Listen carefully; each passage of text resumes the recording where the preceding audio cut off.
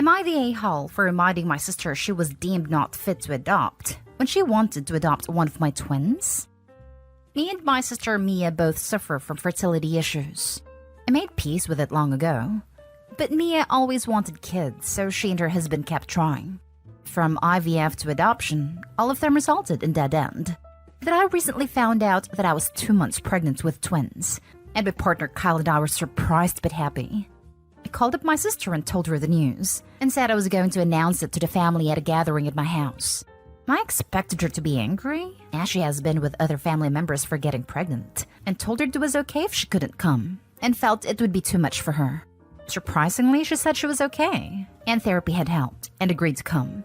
So 3 days ago, I hosted a family gathering at our place, and announced it via watching pictures on a projection screen, and the last photo being my ultrasound.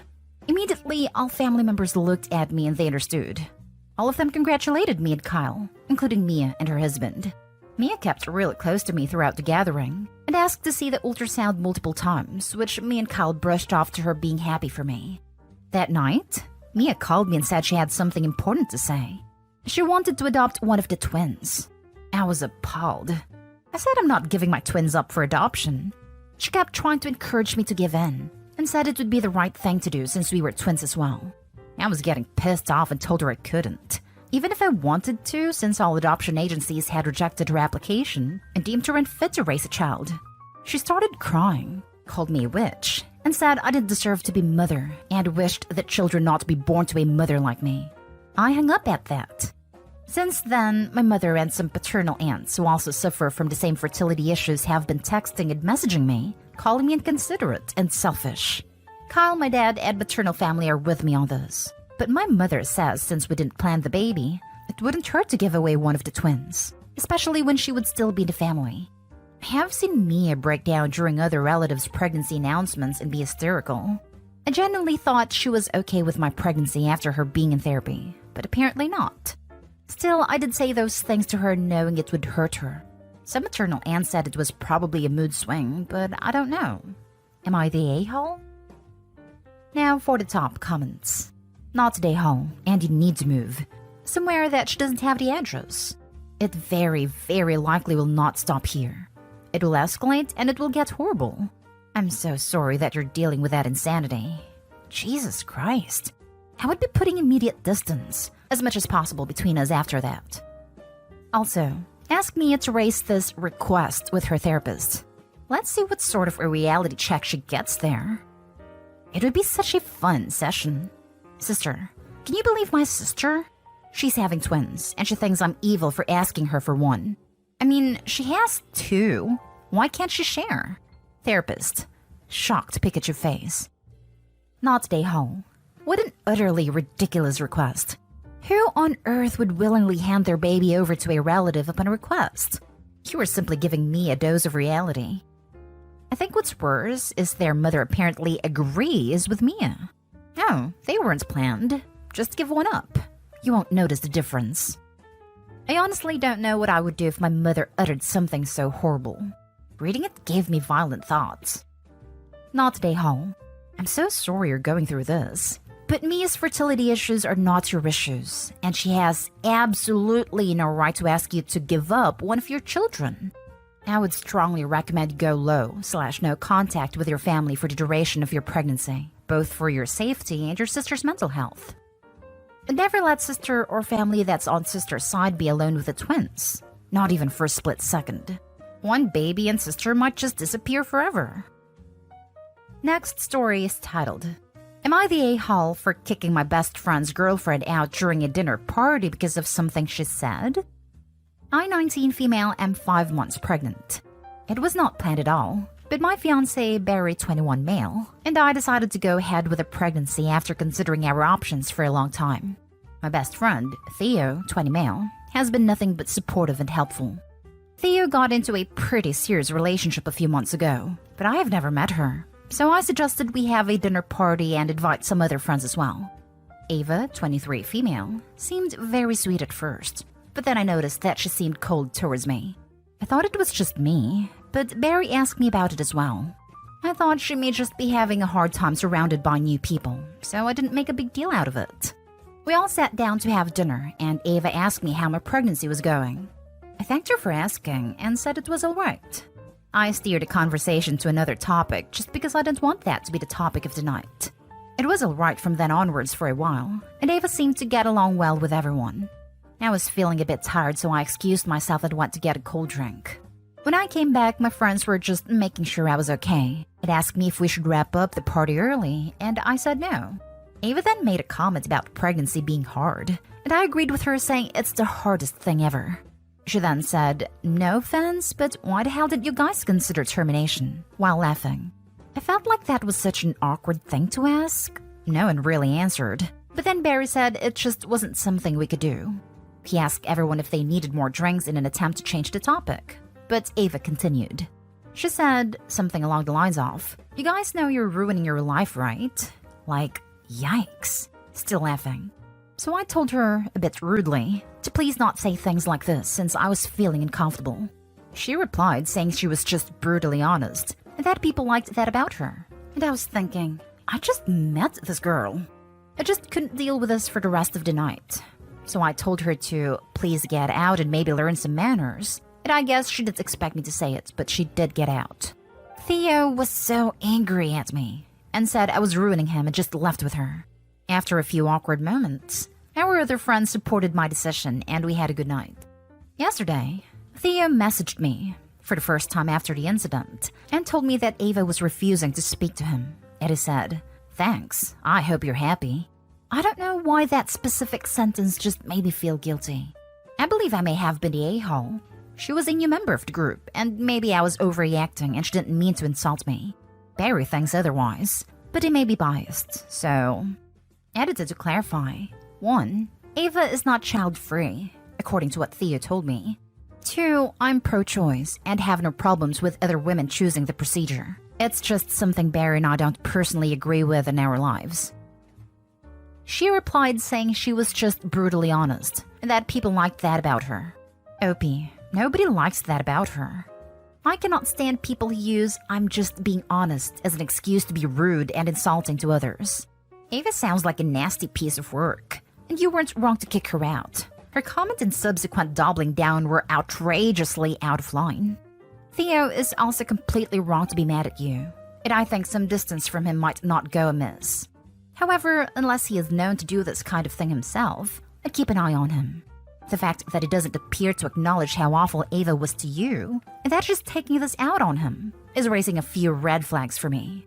I think it's possible that the relationship might be abusive, not an a-hole. This. I really hate when people say that, because, it's a lie, and they just want to be rude whenever they feel like it. Opie's not an a-hole, by the way. Not an a-hole. She doesn't know you, so who does she think she is to bring that up in conversation? It's disgusting, really. In addition to this, it's sounding like your friendship with Theo was a problem for her, especially if your partner also noticed her cold behavior. Insecurity, most likely. Some women don't like it when their significant other have a female bestie. Don't quote me on it, but it's just a feeling I have. Oh my god, that's such a good point. It didn't even cross my mind that she might have intentionally made a show of putting Opie in her place to make her feel more secure about her boyfriend. Not an a-hole. People who describe themselves as brutally honest are just a-holes who don't want to be held accountable for their actions. Not an a-hole. For someone who loves brutal honesty so much, she sure doesn't seem to be handling it so well. I think you should tell Theo, I'm going to take a page from Amy's book and be brutally honest. She was rude to me. Don't expect me to tolerate rudeness from strangers. Next story. Am I the a-hole for lying to my husband's grandmother about the severity of an injury she caused to my son? My husband's paternal grandmother has an, "oh, don't worry, everything will work out fine" mentality. I didn't think it extended to the safety of newborn babies, though. Or I never would have let her babysit my 3-month-old son, even for just 3 hours. About a week and a half ago, while she was babysitting, I got a call from her saying my son had a bit of a tumble. I heard my son screaming in the background, and my instinct said something was extremely wrong. So I said to get off the phone with me and call an ambulance, then call me back and tell me what happened once the ambulance was on the way. She started hand-waving it with, "I don't think we need to bother with an ambulance," Babies are tougher than they look, you know? Basically made of rubber. When I said he sounded like he was hurt, she admitted he had a bit of a scrape and a bruise. And when I pushed further, she said it was on his head. I hung up and called the ambulance myself because I wasn't about to sit there and waste time trying to convince this idiot that a head injury in a 3-month-old baby is a serious thing.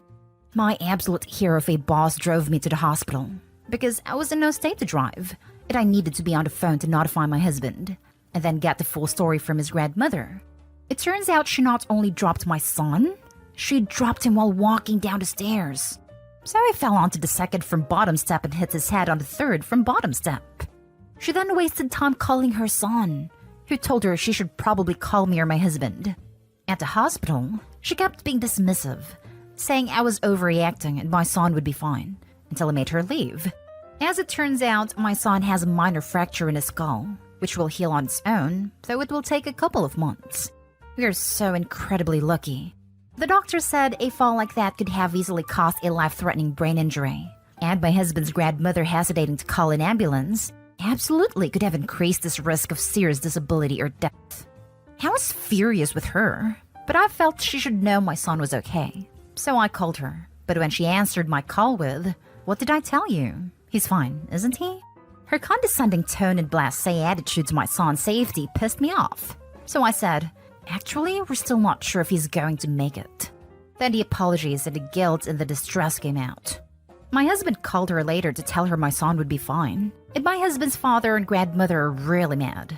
They think it was a dirty trick to lie to an old lady about her great-grandson's injury, but my husband and I maintain that she deserved to feel bad about what happened to my son. She obviously wasn't until she thought his life was in danger. I, for one, will never let her near my son again, but I hope she'll now be more careful about the safety of any other children she has care over. Now for the comments. Not today, Hall, but that's a woman who should no longer be allowed to be alone with children. She's a danger to them. Her husband's grandmother and father should not be allowed alone with children. The grandmother is what you said, and I wouldn't allow the father alone with a kid because A, he doesn't seem to grasp the seriousness of the situation even when his mother called. B, he is enabling his mother. And C, I wouldn't take a chance of letting husband's father allowing his mother to take the kid when they're with him because great-grandma misses her little bug. I so agree. I hope he has the perfect card to play too. Because grandma didn't call an ambulance right away, CPS is involved and made it clear that if we let you watch child again, well, they might remove the child. We love you, but baby was really hurt and we don't want to risk it. Not today, Ho. If she was the parent, she'd be investigated for neglect. I say this as a doctor. She is scarily blasé. It absolutely should not be left unattended around children. She still can be. Since she was the caregiver for the child when the injury occurred, she absolutely can be investigated and charged. Not today, Ho. My in-laws pulled that crap on me. My son was 5 months old and grandparents were watching so we could go to a football game. Father-in-law dropped my son on his head on concrete and they didn't even call me. I got back to a scratched-up baby. They didn't call us or take him to any doctor. I still haven't really forgiven my father-in-law, and my son is 6, and mother-in-law passed away last year. If we had another child, I would not trust him to watch them. Not today, Ho. Actually, I don't think you really lied/exaggerated that bad. I'm a nurse, and you can't be too sure with head injuries with a baby or child. A lot can happen in the first 72 hours, and there's never any guarantee. How terrifying that must have been for you. Now for the last story. Am I the a-hole for how I reacted to what my sister said to me at my daughter's 16th birthday party? My brother-in-law and my sister were divorced when he got into a serious auto accident 8 years ago and spent days in the ICU before he eventually passed. My niece and nephew, who were 13 and 15 at the time, knew of their dad's injury and knew how much time he had left and wanted to see him before he was taken off the ventilator. Unfortunately, my sister didn't allow them. They begged, cried, tried to get to the hospital behind their mom's back, begged nurses, asked for family intervention, and so on. The kids then came to me crying, begging me to convince their mom to let them see their dad one last time. And I tried to help out, but the situation got more tense, and mom supported my sister's decision as well as my current brother-in-law, which gained her more control of the situation. My brother-in-law then passed, and the kids were devastated to learn the news from their stepdad. The kid's relationship with my sister went downhill and kept getting worse. She didn't even get them proper therapy and was busy with a new baby in the picture. My niece and nephew severed contact with my sister as soon as they moved out. They are now 23 and 21. My sister always complains about how distant her children became as soon as they moved out. And it looked to me that it never occurred to her the reason was because she deprived them of saying goodbye to their dad. She always just thought that it's because kids change when they grow up. Days ago was my daughter's 16th birthday party. We were looking at family pictures and talked about how fast kids grow up. My sister made a comment to me and my husband, saying we shouldn't get too attached or expect to be in our daughter's life in the years to come, since all kids eventually abandon their parents and act like they don't exist, just like how her children left. I was stunned, and the room got quiet. I corrected her and said her belief was wrong, and that the reason her children aren't in her life anymore was because she basically robbed them the last chance to say goodbye to their dad and get closure. She suddenly broke down, saying I don't understand the position that she was put in then, and never will. She said she had to make a decision in the midst of her grief and sorrow, and that I would never understand till I've experienced it myself. So I shouldn't doubt her decision-making, and downplay her grief because she did it for their mental health. I told her no and downplayed her grief. In fact, she's the one who did that to her kids. She could have shared how she felt with her kids, but instead shut them out and refused to let them see their dad one last time. She called me judgmental and got up and left. Mom and everyone else called me heartless. It didn't need to be harsh to my sister, since she's hurting and should apologize. My husband agreed my sister was responsible for this outcome. Not Day-Ho. Some people need to be told about themselves. For your sister, this was long overdue. Not Day-Ho. You spoke the truth. I cannot imagine what good someone could dream would come of not allowing teenagers to say a final goodbye to their father. Not Day-Ho. She had your daughter's name in her mouth saying you shouldn't get attached to her? If she was saying vague things, maybe I'd bite my tongue. But nope. Not Day-Ho. Normally, I'd say that your daughter's birthday party wasn't the right place to confront her about it. But your sister brought it up. You just told her what she, frankly, needed to hear. Kids absolutely do not shut their parents out of their lives as they grow up unless there's a reason. And your sister's not helping anyone by pretending she's an innocent victim of the situation.